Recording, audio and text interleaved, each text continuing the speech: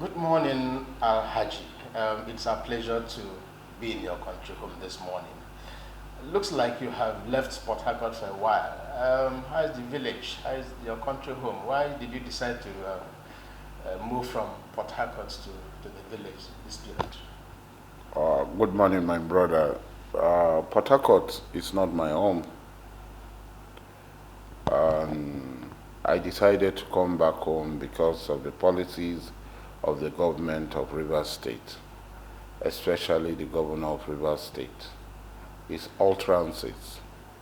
The Rivers State governor told us that he's going to develop Port Harcourt and the Ikwere area.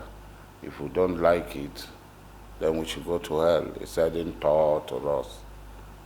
So from that day, I decided that I have to come back home and stay at home. Throughout this, for about 6 months, I'd only been to Port Harcourt twice. So I really don't know how Port Harcourt looks like now. For how long will this last? As long as I live. You are not going to go back to Port Harcourt? No, I don't. I have sold everything I have in Port Harcourt. Are you serious? Yes.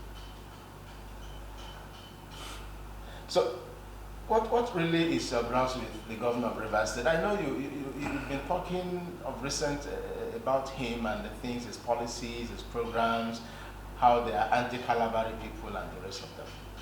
I cannot really say, I would not say he's anti-Calabari.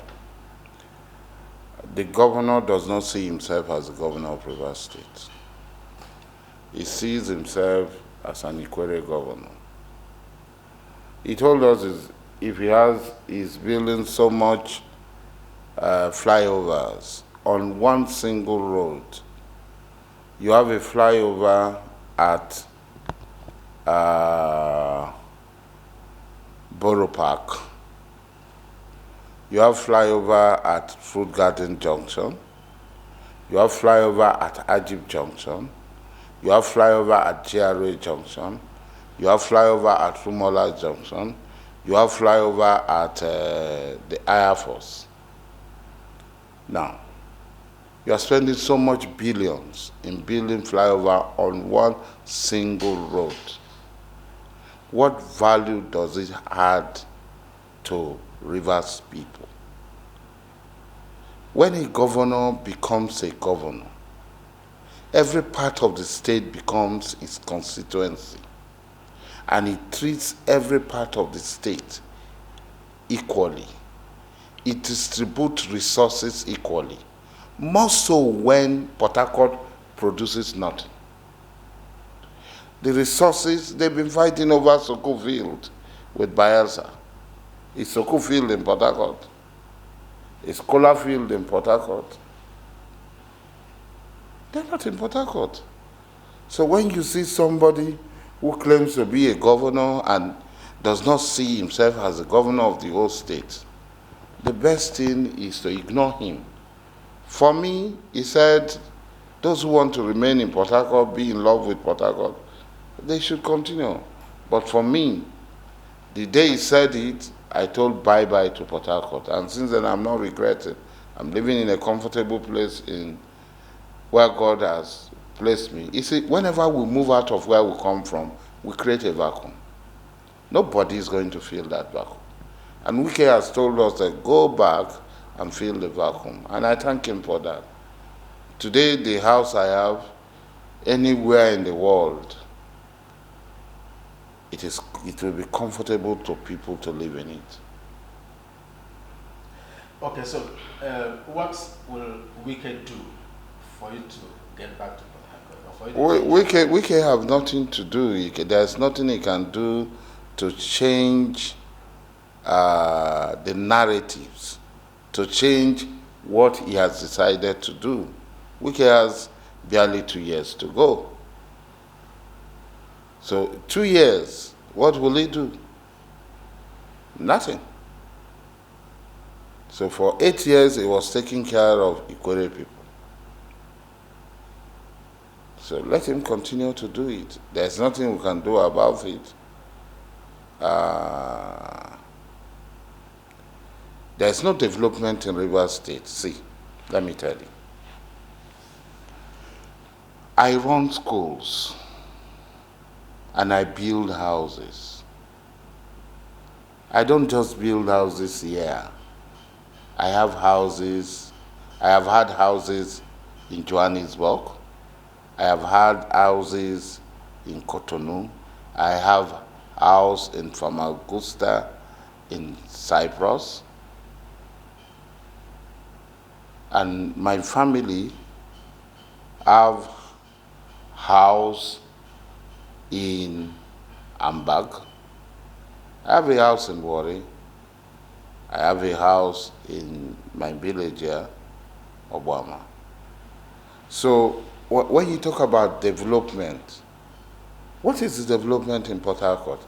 Every year, 500 billion is budgeted by River State government.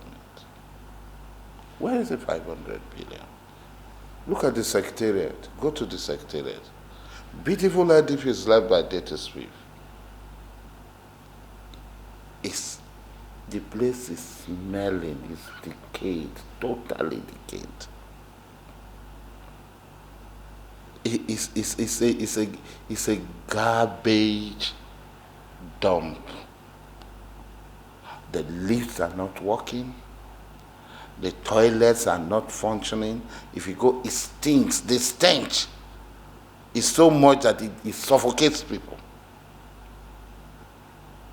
So, if that is the development they talk about, you come to Port Harcourt, you see nothing new. Every time you come to Port Harcourt, it's the same old Port Harcourt. Nothing. You go to Lagos, every day you fly and you land at Murtala Mohammed Airport in Lagos, you see something new. Lagos is transforming. Lagos is taking a character of its own. Lagos is different from Nigeria. A time will come when Lagos will no longer look as if it is in Nigeria. So Lagos has transcended Nigeria. We have the same resources, if not more, and we have more access to resources than Lagos. We would have changed the narrative for Port Harcourt and River State. But we have small-minded people who are always in their cocoon like this, small-minded people. And they are there. And they view the world with their small eyes. Their vision is small. Their mind is small. So their reasoning is so small. So that's how they see Port Harcourt. Aba Road is the beginning and end of Port Harcourt. If you have a good governor, even for aesthetic's sake, he will complete that roller skater. What do they call it? Monorail or which one? Monorail. Yes, that Hamechi was building. He would have completed it for aesthetic, for beauty, because billions were sunk into it and it's just sitting there. But no, you have a garrulous fellow. When you are coming, you see the secondary school Amechi built with 4.5 billion. They are all been vandalized. You go to Buguma, they've been vandalized. The one here is not completed. Everywhere they are all vandalized. Billions and billions. So there is this constant wastage. This is a government that releases in wastage. So all those things are building in Port Harcourt. Look at Port Harcourt. Have you seen any change in Port Harcourt? There's no change in Port Harcourt. Maybe around Odili Road and Stadium Road. That's just that stretch of Stadium Road from the Airport Junction to that place. You see that maybe Port Harcourt is looking like one backyard of Johannesburg. And then you go to Odili Road, they say, Maybe this one is around somewhere in Lagos, around Ikeja. Maybe this one looks like Ikeja. Adela Deku, maybe it looks like Ikeja somewhere. Apart from that, there is no part of Port Harcourt that you can go to and you say that they put in 1 billion, they put in 2 billion. But every year the government budget more than 500 billion. 500 billion is not a joke. If you give me just 1 billion, I will transform this community to Port Harcourt. Drive around this community as you have just come and see how beautiful this community is. What has been put here? So what the governor ought to do, if he's sensible, if he's a reasonable governor, is to decentralize development, to push people out of Port Harcourt, to create developmental centers, maybe in the 3 senatorial zone, to say, I take Obama. This is Goshen TV, broadcasting independently from Port Harcourt, South Nigeria. We've come into the global media space to take a prime place to do the business of journalism and broadcasting in different and exciting ways. On our platform, you will watch breaking news, special interview programs, for example, the Pandora Box, Stars, News Digest. There will also be Gist Hour and many more. Goshen TV will offer you a platform to advertise your goods and services, as well as provide the opportunity for the coverage of your special events. To enjoy our various programs, follow us on YouTube, Instagram, Facebook, and Twitter. Goshen TV. This is The Tonic. For this senatorial zone, since Obama has kickstarted something is happening in Obama. I'm going to do something. Yeah, my deputy governor is from here. I'm going to build 50 housing unit, 100, 200 housing unit. I'm going to build a school. I'm going to build something. No? Or maybe then you go to maybe Opopo. Because, you see, this is the only place that we have not been able to use our coastal resources. There is no use for coastal resources. The government is not looking for revenue. The government is satisfied with revenue that comes from oil. And oil is a wasting asset. The onshore facilities are drying up. So government revenue, River State government revenue will dwindle. The offshore facilities, those who work at the offshore, they are in Lagos, they are paying taxes to Lagos. So they fly them with helicopter from Lagos to their offshore platform. When they finish, they go back. Has he gone to see what is happening? Look, Soko Field is drying up. Ekulama 1, Ekulama 2 is drying up.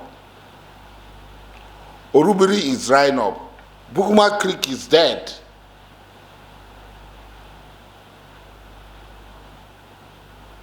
Alakri is drying up. Where you have some form of hope and findings, maybe Belema, Cotton China 1, 2, 3, Akaso Field, Aoba,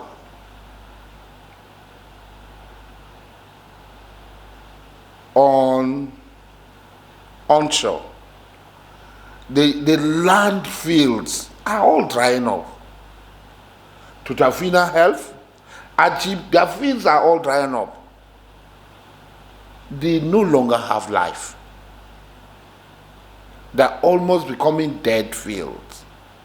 And the oil companies are moving away. Omok was a growing, striving urban center. Omok is dead. The oil companies too are no longer there. Now, what will be the legacy of Nyeso Wike? That he built concrete structures, stone structures. That will be his legacy. How many people did he grow? Government ought to invest in the life of the people. Invest in the life of the people. If government is interested and government say, look, we are going to invest 300 billion in the economy so that it will be plowed back. 300 billion. Because what we are doing is mere consumption. We are just consuming, we are not producing. So it's wastage. So we say we are going to invest. You see, I don't want to talk about when people say Dubai, Qatar. I don't like talking about Dubai, Qatar, and all these things. I stopped talking about them. Because the Arabs who transformed the desert into diamond are not more intelligent than us. It's just that we are so greedy,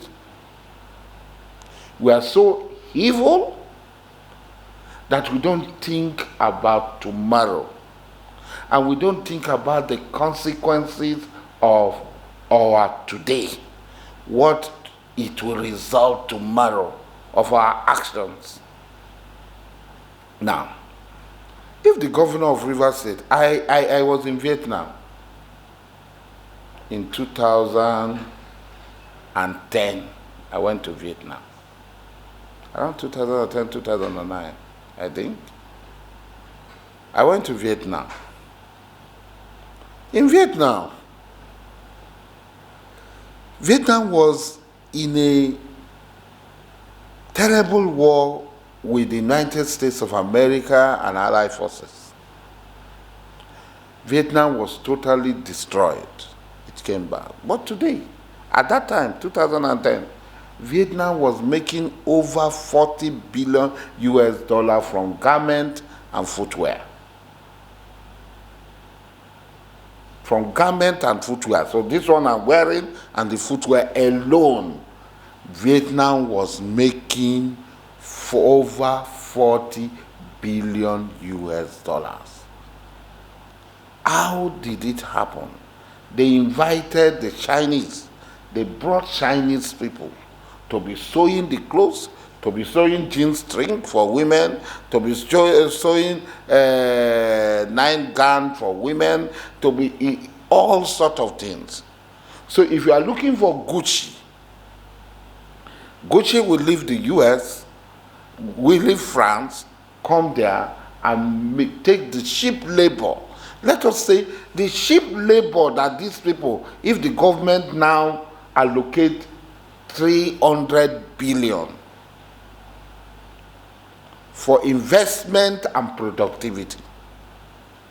Now, this 300 billion, they bring managers to manage the factories. And they look at the West African sub-region. What is the population of the West African sub-region? How many jeans are being bought? At what cost are we going to produce it? What is the income of the people in this area that we're going to look at, our market? So we start our market from Congo, Brazzaville, Gabon, Equatorial Guinea, Central African Republic, Cameroon, Nigeria. We go up to Guinea-Conakry. We leave Senegal, Gambia, and others. It can go. Then we take Sierra Leone, all others. we now take all these countries that we are going to export. We take the Chinese people, we bring them, even if they are going to be corrupt, they chop our money, yes. Every year, 300 billion investment in different sectors. If this year we invest 300 billion, which is almost $1 billion in garment and footwear, the next year we are going to invest in so. The needs, we carry out a need assessment. What are the needs of this place, of this area, of this specific area we have chosen for our program as our market? Now, if the cheap labor, they pay $500 per person working in those factories. $500 is 200 and something thousand naira. It's way off above the minimum wage. All right, so welcome back. Still talking about The economy. the economy of Rivers State and Yes. how we can make it better. Yes. So, if the government had invested in production, government will be having returns, and this return will boost the resources of government, what is available to government, and will boost the economy of Rivers State. For instance, if the government and footwear industry is employing 20,000 people, 20,000 people working for a foreign company, and they earn 500 pounds or $500 a month. That is about 200 and something thousand naira.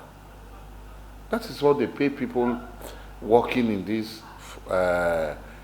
factories in Bangladesh and in other places. It's well enough to lift them out of poverty. See what the governor has done. He opened a football academy, Madrid Football Academy. Billions have been invested there. And the question is, how many professional football players will come out of this Madrid Football Academy? As big as a football nation as Brazil, how many international footballers do they have all over the world? What is the economics of that project as it affects the people of Rivers State? So if we say they produce, in 10 years, they produce 100 international players, how does 100 international players impact on the totality of the number of Rivers people? If you had invested that money in another sector, it would have produced more for Rivers people. If you had invested that in research, it would have produced more. Let's take Iran, for example. Today, Iran produces everything. Because it, unlike other Muslim countries like Qatar, Kuwait, and so on, the United Arab Emirates, that invest in commerce, Iran is investing in science and technology. Iran today is the most advanced country in science and technology in the Muslim world. Today, Iran competes with the United States, with European countries in several areas. Where was Iran during the time of the Shah? It's government commitment. Government is committed. They make a need assessment. What do we need? This is what we need. We need scientific advancement. We need technological advancement. We need medical advancement. Look at how Iran, when COVID-19 came, Iran was one of the red areas. Iran was one of the hotspots. How did Iran contain COVID-19? It has to do with medical science, research in medical science, advance in medical science. So government should be able to say, if I am a governor, like the way I run my school, if I am a governor, I'll say, look, this is what I want to do. I want to choose productivity. Light industries, not heavy industries, because we might not be capable of handling that at the time we will start. So we take light industries like food and garment, agricultural industries,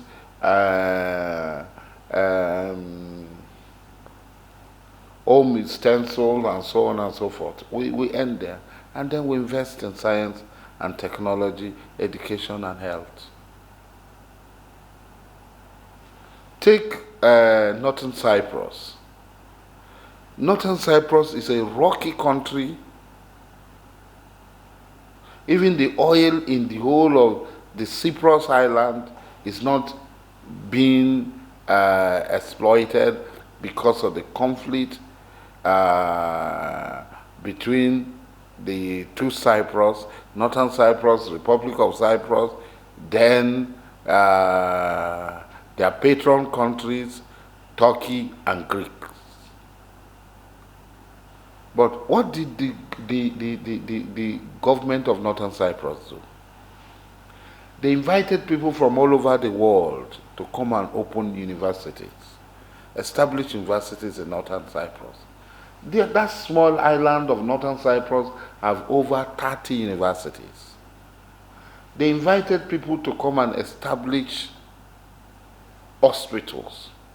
That small island have hundreds of well-equipped hospitals. So they have educational tourism and they have medical tourism. And this racking money, it brings in money. Because the government said, what do we need? What can we do? How are we going to survive? They did that. It's sincerity of purpose. For 8 years, what you are going to be remembered for are concrete structures. They produce nothing. Only for aesthetic. Even if the monorail, you finish the monorail, it will be bringing income. If it is managed, what income will the flyover bring? What income will it generate? Nothing. The football academy, yes, see, when you have done those things that are necessary, you can look at things like football academy and so on. Those things are even supposed to be left in the hands of private investors. Because return on investment is zero. It's a charity. It's Father Christmas. That Madrid, Real Madrid, whatever, academy is a Father Christmas project. It's a charity. Santa Claus dashing things to people. Okay, so I'm just going to give you an opportunity now to, as we round up this section, take it that it's Wike you are sitting face to face with. I'd like you to talk to him about how he's running River State in summary, and to also talk about this issue of iPod in River State and the coffee in Oyibo, the killings in Oyibo. I think the issue about iPod should take a different section, but for me, Governor Wike, what you are doing, you are destroying your own future, the future of their children, my future, and the future of my children. I have seen the children of Governor Kilo. I've seen the children of Governor Dated Smith. I have seen the children of Governor Zamani Lekwat. I know them. I relate to them. And I know that power is transient. You are going to leave power today. And when you leave, all the monies you have accumulated, no matter how much you accumulated, as if something eats into it. It's magical. Most of these people who accumulate this wealth, how the wealth vanishes like willy willy. So, Mr. Wike, your money is going to vanish like willy willy. Oh, it will be better for you to invest. When you make investment, it produces, there will be production. The production will have a trigger effect. So it will have a multiplier effect. So for me, that is where I believe that you can impact on the life of the people. All these white elephant projects we are doing, we're not doing it.